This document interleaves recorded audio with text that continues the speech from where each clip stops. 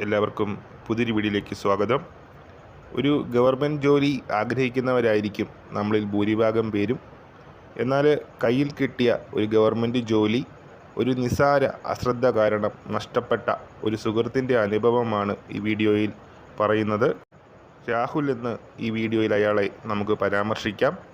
വർഷങ്ങളായി രാഹുൽ PSC ഉൾപ്പെടെ പുതിയ ഏത് പരീക്ഷയുടെ നോട്ടിഫിക്കേഷൻ വന്നാലും തൻ്റെ സുഹൃത്തിനെയാണ് അപ്ലൈ ചെയ്യാനായി ഏൽപ്പിച്ചിരുന്നത്.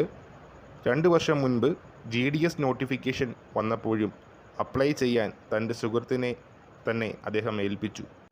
10ാം ക്ലാസ് പരീക്ഷയിൽ വളരെ മികച്ച മാർക്കായിരുന്നു രാഹുലിന്.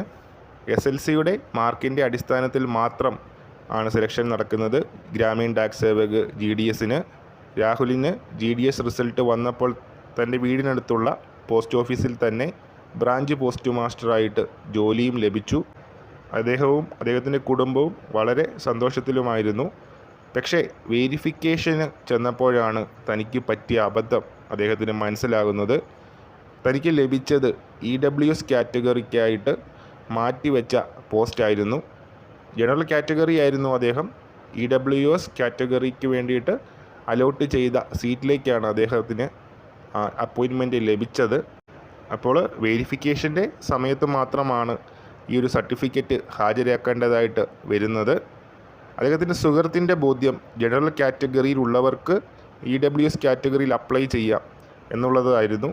നിർഭാഗ്യവശാൽ EWS കാറ്റഗറി എന്നത് ജനറൽ കാറ്റഗറി അല്ല. കുറച്ച് നിബന്ധനകൾ കൂടിയുണ്ട്.